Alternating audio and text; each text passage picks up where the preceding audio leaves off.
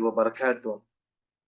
So, alhamdulillah ngayon mga kapatid, mga kababayan, ay panibagong talakay na naman ang ating pag-uusapan at ito na naman ay tungkol sa kung paano ba maging Muslim.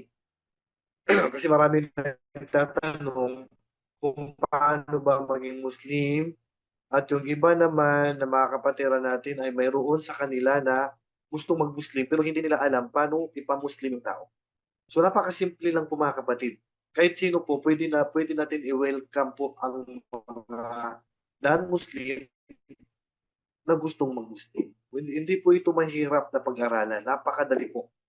Kahit nasaan ka man, hindi na po ito kailangan pag-aralan sa school, sa madrasa, na kailangan mataas mo na yung grado na matapos mo, o may matapos ka mo ng level bago mo ipa-Muslim yung isang non-Muslim. Napakadali lang po mga kapatid. So, pero bago yan, uh, magkaiba po yung pagpapa-Muslim natin sa mga non-Muslim at pagbibinyag po.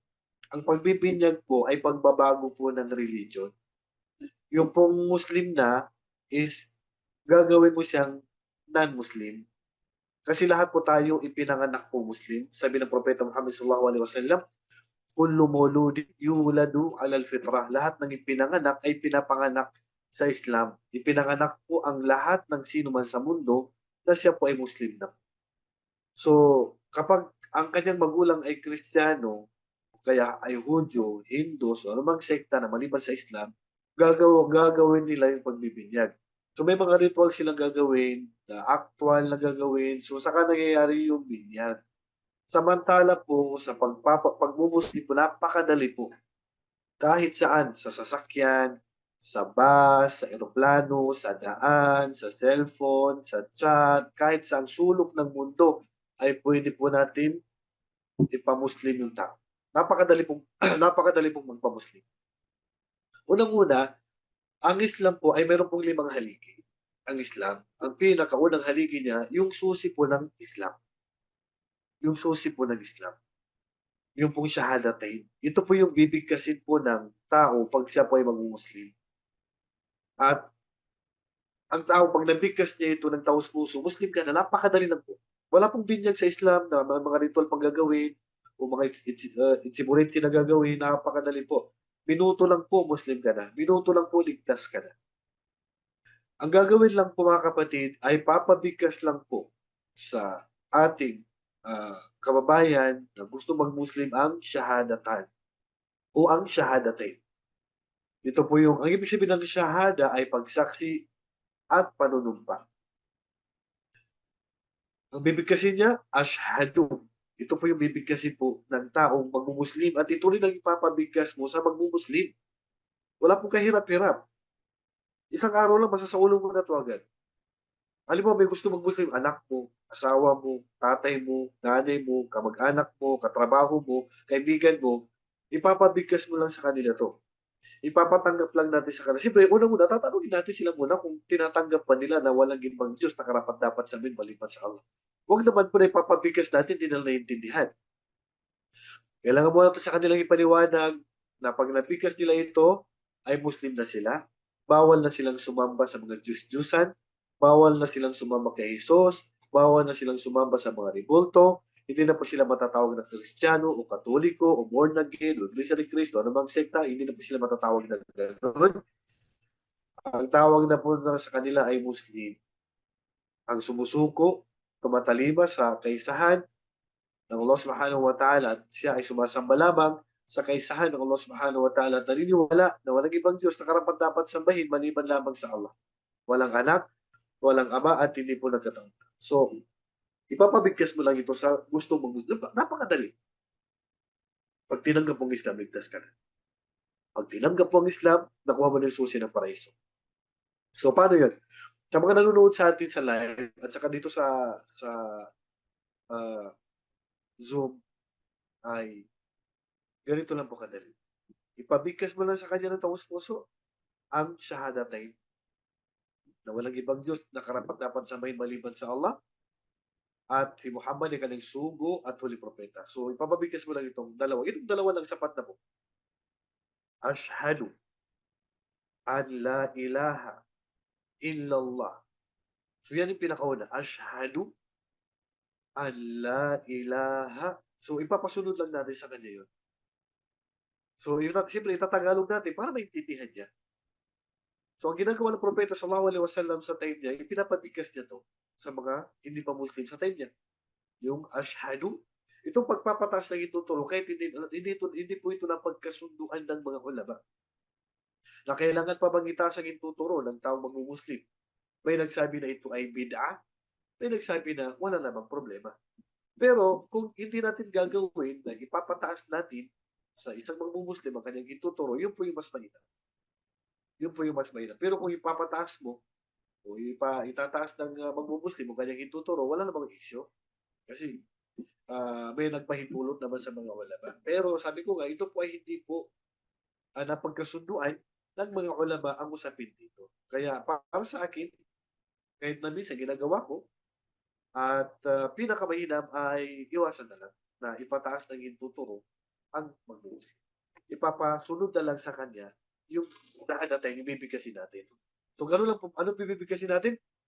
Ashhadu. Yun lang po. Papabigkas mo sa kanya ng taos puso. Ano yun? Ashhadu an la ilaha illallah. Ano ibig sabihin ng una? Ako ay sumasaksi na wala ng ibang Diyos na karapat dapat sambahin maliban sa Allah. Yan ang ibig sabihin ng ashhadu an la ilaha illallah. Ibig sabihin, ako ay sumasaksi, ako ay nanunumpa na wala ng ibang Diyos na karapat dapat sambahin maliban sa Allah. Pangalawa, na pagsaksi o panunumpa, wa ashhadu anna Muhammadan Rasulullah. Wa ashhadu, ibig sabihin, at ako rin ay nanunumpa at sumasaksi anna Muhammadan, na katotohanan na si Muhammad Rasulullah ay sugo at huling propeta ng Allah. Pag naipabigkas natin ito sa non-Muslim, Muslim na po siya.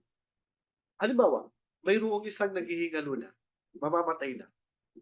So, yan ang ipapabigkas natin, mapamuslim man yan o non-Muslim. Alam mo, sa kamag-anak mo, nakita mo yung kamag-anak mo, nanay mo, tatay mo, siya ay nasa sakaratul maut, nasa gigit ng kamatayan, ipabigkas mo lang sa kanya yung shahadatain. Okay? Papabigkas natin. At dapat wala na siyang mabigkas maliban sa salitang. Mabigkas natin sa kanya na, bigkasin mo ito, ashhadu, para makapag-Muslim na siya. At ganoon din po yung Muslim na, ipapabigkas pa rin natin. Yung la ilaha illallah. Halimbawa, mayroong malapit ng mamatay, tapos nabigkas niya yung la ilaha illallah. O napabigkas mo sa kanya yung susi ng Islam, yung ashhadu an la ilaha illallah wa ashhadu anna Muhammadan Rasulullah. Pag nabigkas niya ito mga kapatid, kahit hindi pa siya nakapagsala, kahit hindi pa siya nakapag-fasting, at sa time na nabigkas niya ito, Muslim na siya. Ibig sabihin, pag namatay sa oras na yan, ay magkakaroon na siya ng karapatan sa atin ng mga Muslim. Ang gagawin na sa tao na yan na namatay, papaliguan natin siya. Pagkatapos natin siya paliguan, babalutin natin siya sa pamamaraan ng pagbalot sa namatay sa Islam. Pagkatapos ay isasagawa natin sa kanyang salatul janaza. Pagkatapos may isagawa sa kanyang salatul janaza, ay ililibing natin sa libingan ng mga Muslim. Kahit sa time lang niya nabigkas yung shahada. Yung shahada, yan yung susi ng Islam, yung panunumpat pagsaksi. Kaya ang sino man na mabigkas na ito mga kapatid, Muslim na po yan. Lalo na pag nasaksihan natin. Pwede rin po sa pamamagitan ng tawag. Hindi po ang pagmumuslim ay kailangan face-to-face o kailangan kaharap po yung ustad o kailangan ustads lang po yung magpapamuslim. Babae man o lalaki, pwede po magpamuslim. Kahit wala ka pang natapos, kahit hindi ka pa ustad, kahit ordinaryo ka lang, ay pwede kang magpamuslim. Kahit sino po, hindi po kailangan hanapin niyo pa yung imam. Hindi na kailangan hanapin mo pa yung ustad. Hindi na kailangan tawagan niyo pa po kami kung tutuusin. Kung alam niyo po yung ipapabigkas sa isang tao na yan na shahadatain, hindi mo nang ipamuslim yan. Lalo na para hindi na pumantala. Hindi mo na kailangan na hagilapin pa nasaan yung ustad, nasaan si imam, nasaan si ganito, nasaan si... Hindi na po kailangan. Ipabigkas mo na sa kanya yung shahadatain. Sister, brother, ipabigkas mo na sa tatay mo, sa nanay mo, sa anak mo, sa kamag-anak mo, sa pamilya mo, sa kapitbahay mo, sa katrabaho mo, ang shahadatain, lalo na pag gusto niya po niya mag-Muslim. Alam mo sa tawag, tawagan mo. Bro, handa ka na mag-Muslim? Handa ka na bang tanggapin na walang ibang Diyos na karapat-dapat sa may maliban sa Allah? Handa ka na bang tanggapin na si Muhammad ang huling sugat propeta ng Allah? At si Jesus ay sugo lamang at alipin ng Allah kasi kabilang sa pagtanggap natin sa Islam, siyempre itatakwil mo na si Jesus ay Diyos, na ang mga ribulto ay Diyos. Bagkus, ang papalitan natin yun, tatanggapin lamang natin na si Jesus ay sugo lamang at alipin ng Allah. Hanggang dyan lang ang kanyang posisyon sa atin sa Islam. Hindi natin pwedeng palagpasin doon ang katangian niya. Kaya ang pagpuri natin sa mga propeta, tamang-tama lang. Yung pinahintulutan lang po sa atin. Kaya sabi ng Allah subhanahu wa ta'ala, la tatruni kama atratin nasara Isa ibn Maryam fa inni Abdullah wa Rasuluh. Huwag kayong magmalabis sa pagpuri sa akin, sabi ng Propeta sallallahu alaihi wasallam. Yung pagpuri na itataas mo na sa antas na siya ay anak ng Diyos. Siya ay Diyos na nagkataong tao. Bagkus sabi ng Propeta sallallahu alaihi wasallam, ako ay alipin ng Allah at kanin sugo. Hanggang alipin lang ng Allah at sugo si Propeta sallallahu alaihi wasallam. Pag tinanggap niyo to, ipabigkas mo sa tawa. Sabihin mo sa kanya, sundin mo to, at pag nasunod mo itong bibigkasin ko, na susi ng Islam, Muslim ka na. Sa tawag lang po. Hindi lang po face to face. Pabigkas mo sa kanya ang ashhadu an la ilaha illallah. Yan ang po isa sa ulit mga kapatid. Napakadali. Ano po mahirap doon? Ashhadu an la ilaha illallah wa ashhadu anna Muhammadan Rasulullah. So pag nabigkas niyo yun, alhamdulillah, Muslim na. Okay. Paano naman ustad sa chat? Okay, valid ba at tanggap naman ustad? Kasi siyempre, una, face to face. Meron namang dumaan sa tawag. Meron din dumaan sa voicemail. Isisend mo sa kanya yung shahadatain, naka-type. I-type mo. Siyempre, hindi siya matawagan, hindi naman siya mapuntahan. Halimbawa, siya ay nasa ibang bansa, hindi siya matawagan kasi bawal doon ang messenger. Halimbawa, o wala siyang load. So, ang gawin mo na lang ay i-type mo yung bibigkasin niya. Pwede mong ipa-voicemail sa kanya. Then, isend niya sa iyo para mas marinig mo yung pagbigkas niya. I-type mo yung ashhadu. Alam niyo mga kapatid, meron po tayong mga nagawa na yan. Naka-type na po. I-type mo lang yan, i-send mo sa kanya. Bigkasin mo yan, i-voicemail mo, then forward mo sa akin para marinig natin na ikaw ay Muslim na.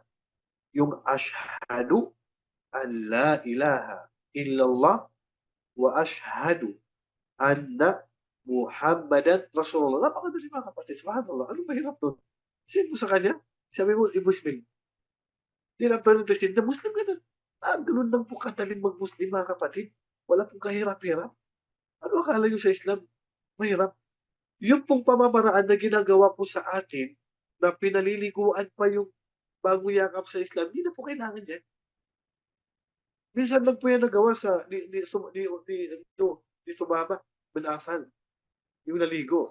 Pero sa dami ng nag-Muslim sa mga sahaba, hindi po sila pinaliguan ng Propeta sallallahu alaihi wasallam. Marunong na po maligo yan. Yung magmu-Muslim din, nakaligo na yan. Marunong maligo. Hindi po kailangan sa pagpapasyahada natin sa tao na yan is kailangan mo paliguan. Ito, correction lang po sa mga kapatid natin, special po sa mga taga Mindanao. Na kapag may nagmumuslim, mapababae mo ng lalaki, abay, paliliguan pa. Hindi natin kailangan. Ang kailangan lang po pag pinamuslim natin yan ay ipabigkas mo lang sa kanya ang shahadatain. Ganun lang po kadali mga kapatid. Wala pong ibang mga ritual, kaysa paliguan, o ano bang mga gagawin dyan sa kanya. Wala pong mga ganun. Napakadali po. Bibigkasin lang ang susi ng Islam. At hindi po binyag ang tawag diyan. Kaya po ang tamang tawag po sa mga nag-Muslim ay hindi po converted. Kasi sa English, tinatawag nilang converted ako. No. Ang tamang term na tawag sa mga nag-Muslim ay reverted. Kaya balik Islam eh. Magkaiba ka siyang converted kasi binago mo. Hindi mo binago. Bumalik ka lang sa Islam. Kaya ang tawag sa'yo, reverted ka sa Islam. bumalik ka sa Islam, hindi converted, hindi mo binago religion mo. Nabago lang ang religion mo nung time na pinabinyagan ka ng magulang mo at naging Kristiyano ka o naging Katoliko ka o naging born again o Iglesia ni Cristo, lumagsekta ng Kristyanismo, doon lang nabago. Kaya ibabalik ka lang naman sa Islam, kapatid. Akala nung iba, pagka pinamuslim natin sila, bininyagan, no, hindi po binyag tawag dyan. Ibinabalik lang po namin kayo sa Islam. Kasi ang original po ng lahat ng tao sa mundo, ipinapanganak pong Muslim. Wala po ipinapanganak ng Kristiyano. Pagkapanganak siya, Kristiyano ka ba? Mayroon bang propeta Kristiyano? Wala po. Hindi po Kristiyano si Adam, alayhisalam, si Adan, si Abraham, si Noah, si Jesus, si Muhammad. Wala po Kristiyano sa kanila. Lahat ng propeta, lahat sila Muslim. Si Ibrahim alayhisalam, sabi ng Allah, ما كان إبراهيم يهوديا ولا نصرانيا ولكن كان حنيفا مسلما وما كان من المشركين. Kailanman, hindi Hudyo at hindi rin po Kristiyano si Abraham. Bagkus siya ay isang Muslim, sumasamba sa kaysahan ng Allah at hindi siya nagtambal. Kaya kung naniniwala ka sa mga propeta, babalik ka sa Islam. Alam niyo, minsan yung iba, sabi niya, paano ako mag-Muslim study? Hindi ko kayang iwanan yung alak, hindi ko kayang iwanan yung asawa ko, hindi ko kayang iwanan yung pamilya ko. Yan yung mga dahilan. Alam mo, marami po kami nakakausap na halos tanggapin na po yung Islam. Pero ang problema lang nila ay kaysa paano yan study, pamilya ko hindi po Muslim. Ang asawa ko hindi po Muslim. Ito po kasi ang nakagisnan ko. Yan yung mga rason ng mga dapat sana mag-Muslim na. O yung iba naman na ay hindi pa makapag-Muslim. Kasi ang rason, basta dito yung nakagisnan ko. Subhanallah, hindi mo yan nakagisnan, bro. Kapatid, sister, hindi mo yan nakagisnan. Ang nakagisnan mo, Islam ka. Kasi kung nakagisnan ng pagbabasyan natin, ay maliligaw ka. Eh paano yung sumasamba sa baka? Sumasamba sa ari? Sumasamba sa apoy? Sumasamba sa puno? Sumasamba sa Buddha? Eh nakagisnan nila, masasabi mo ba na yung sumasamba sa baka? Tama siya kasi nakagisnan niya? Hindi po basihan ang nakagisnan. Kung ano po yung dalang aral ng mga propeta, yun po yung basihan natin.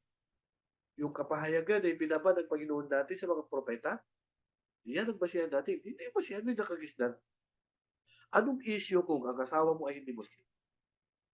Mapipigilan bang pag-Muslim mo? Ang tatay mo hindi Muslim, ang anak mo hindi Muslim, ang pamilya mo hindi Muslim. Sagabal ba yun sa pag-Muslim mo? Hindi po, kapatid.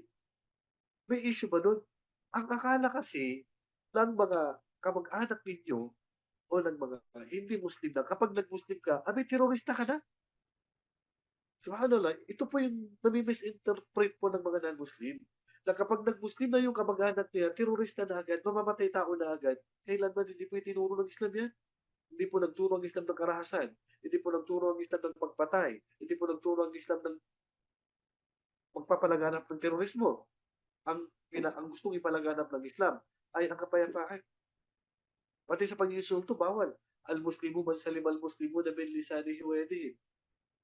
Ang tunay na Muslim ay maliligtas ang kanyang kapatid mula sa kanyang kamay. Hindi niya masasaktan. Nasa kanyang dili, hindi niya makapanakit. Pati ang kapitbahay ng Muslim, inutusan po kami sa Islam na pagkitungan namin ng mabuti ang kapitbahay. Kahit hindi Muslim yan. Wala pong utos sa amin, o kapitbahay mo non-Muslim, barilin mo. O kaya, hindi Muslim dyan, patayin mo. No, hindi po yung aral ng Islam, mga kapatid. Hindi po totoo yan. Hindi po nagtuturo ang Islam ng karahasan. Ang turo po ng Islam ay palaganap ang pagmamahal at kapayapaan, mga kapatid. So, ganun lang po kadali, mga kapatid, pagpa-Muslim. Wala po kahirap-hirap. Huwag niyo pong isipin na, paano bro, pag nag-Muslim ako, paano na yung ganito, yung alak. Bakit na iniisip mo? Kasi po, pag pinatanggap namin sa inyo ang Islam, ibig sabihin, ito yung kasalanan na iiwanan po ng Muslim ka, yung kasalanan na hindi na po napapatawad ng Allah, ng Diyos. Ano yun? Yung manatili ka pagiging Kristiyano. Pag nanatili ka sa pagiging Katoliko, yan yung kasalanan na hindi mapapatawad. Yung pagkain nag-ipag-inom ng alak, pagkain ng baboy, yung 5-6, yung pagsusugal, yan yung mga kasalanan na may kapatawaran.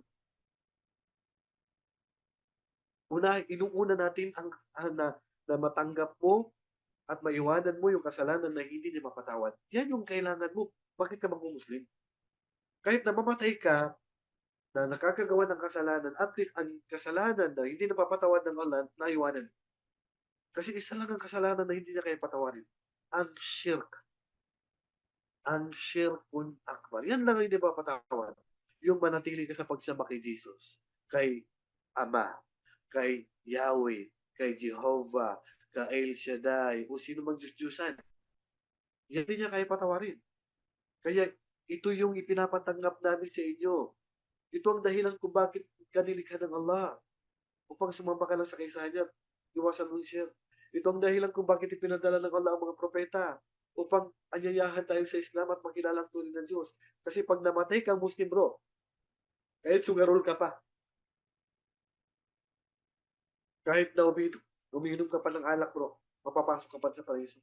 Pero kahit na lahat ng bisyo, iniwanan mo na, lahat ng tao, pinupuri ka sa ganda ng ugali mo, pero ang sinasamba mo pa rin ay hindi ang tunay na Diyos, hindi ka pa rin makakasok sa paraiso.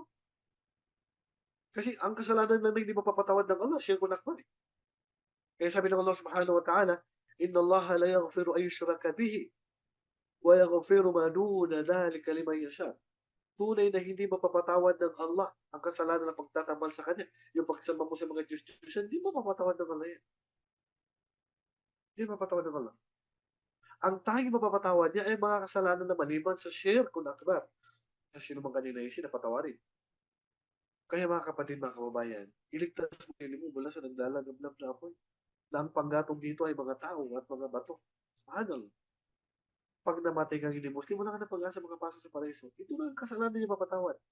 Kaya sabi ng Propeta sallallahu alaihi wasallam, Ya bani Adam, law ataytani bi qurabil ardi khataya, thumma laqitani la tushrik bi shay'a, la ataytuka bi qurabiha maghfira. Ang kani Adam, kahit magawa mo na lahat ng kasalanan sa mundo at isa lang ang hindi mo nagawang kasalanan, sabi ng Allah, sa hadis al-Qudsi, nagawa mo na lahat ng kasalanan at isa lang ang hindi mo nagawang kasalanan, ang pagtataman at pagsamba maliban sa akin. Yan ang hindi mo nagawa.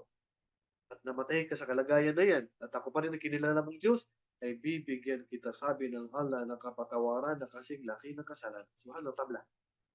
Yun ang kondisyon. Kaya ipinapalaganap natin ang Islam, mga kapatid, kasi pag tinanggap mo ang Islam, subhanallah, ligtas ka na. Alhamdulillah. Hawak mo din susi ng paraiso. Ang kailangan mo lang, ipagpatuloy ito.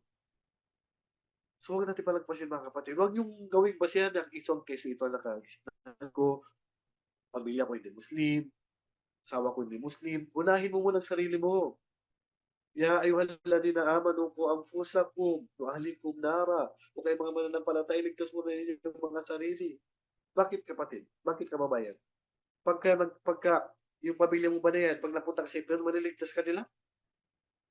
Masasabihin mo ba sa araw ng paghukom, Allah, hindi ako nakapag-Muslim dahil sa asawa ko, makakaligtas ka ba doon? Hindi. Binigyan ka ng Allah ng matinong kaisipan. Nilagay ng Allah ang utak mo na dito sa taas. Kasi ito yung susundin at hindi ang puso. Kasi minsan, ano bang susundin ko? Puso, utak. Puso, utak. Kasi ang iba, ang sinusunod, nakagisnan puso ang sinusunod. Mali, maraming naligaw. Dahil sa puso na yan, na sinusunod nila sa pagdesisyon nila, lalo na sa pagsamba. Kasi mahal ko ang tatay ko, mahal ko ang magulang ko, mahal ko ang asawa ko, kaya ayaw ko mag-Muslim. Pag-isipan mo, bro, binigyan ka ng Allah ng utak, nilagay na dito sa taas. Kaya tinawag ng ras. Ras sa taas eh. Kasi siya yung magdi-decide. Siya yung maghihiwalay sa tama at mali. Kaya gamitin mo to, bro. Bakit ka nandito sa mundo? Para lang sa asawa mo? Anak mo? Pamilya mo? Kaya ka nandito sa mundo para lang kumain? Hindi. Nandito ka sa mundo upang sumamba ka lang sa kesahan ng Allah. Yan ang dahilan ba't nandito ka sa mundo. Tapos hindi mo maalala ang Panginoon mo? Pagkatapos kang likhain ng Allah, diyan ka sumasamba kay Jesus? Diyan ka sumasamba sa hindi tunay na Diyos, mga rebulto na ginawa ng tao? Kaya sabi ng Allah subhanahu wa ta'ala, وَمَا خَلَقَتُ الْجِنَّ وَالْإِنسَ إِلَّا لِيَعْبُدُونَ. Hindi ko nilikha ang mga engkanto at mga tao, kundi lang upang sambahin nila ako. Yan ang dahilan ba't ka nandito sa mundo. Tapos hindi ka handang mag-Muslim at hindi mo ka handang sambahin ang tunay na Diyos. Alam niyo mga kapatid, ano mawawala sa iyo?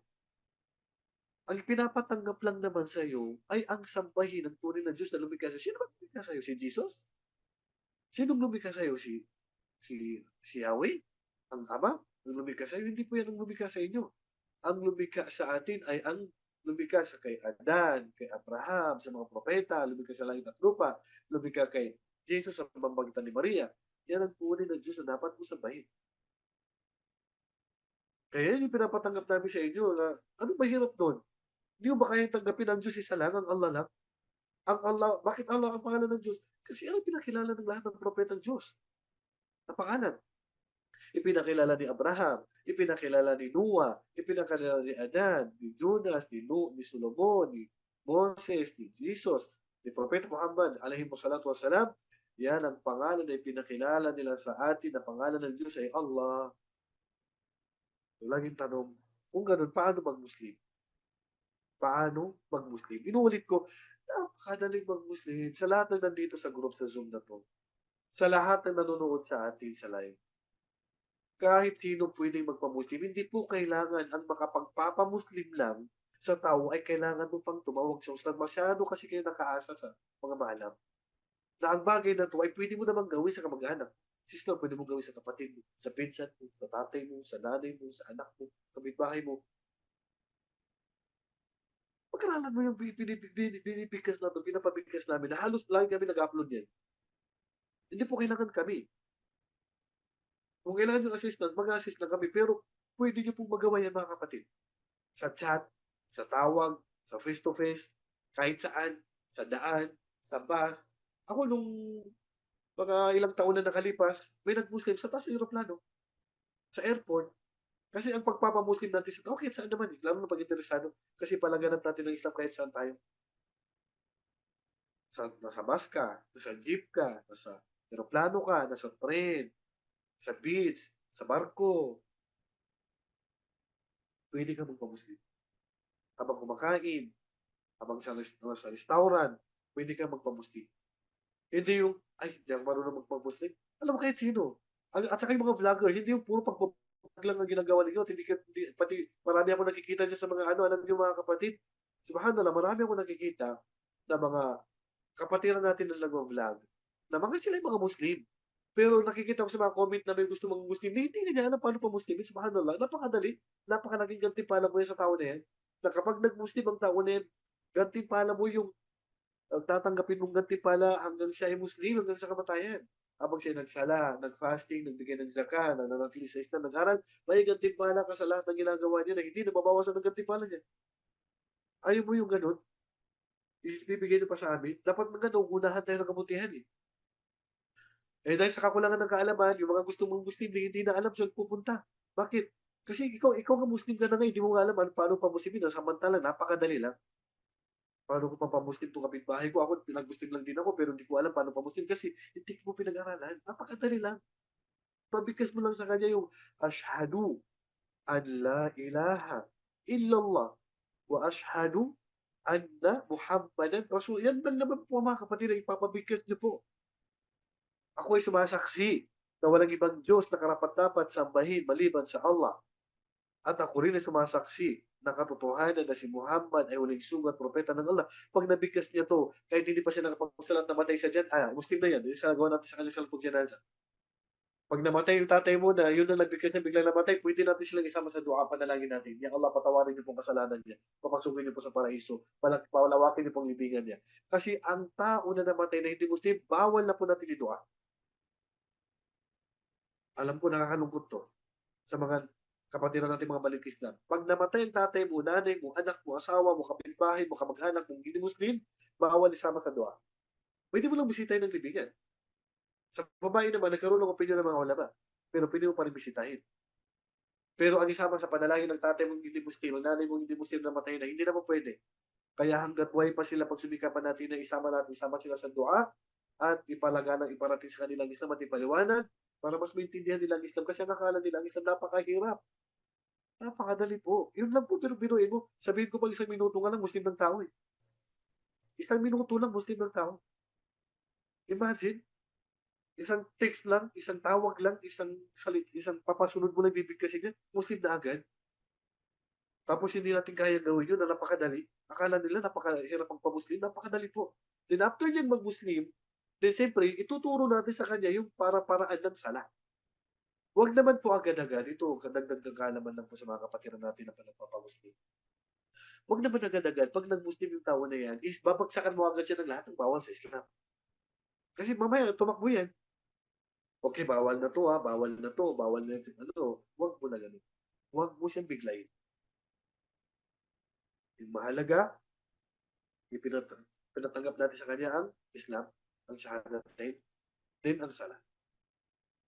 Ang Propeta sallallahu alaihi wasallam, nung pinadala si Mu'adh bin Jabal kasi sa Yemen, siyempre maraming mga Kristiyano doon, saka mga Hudyo.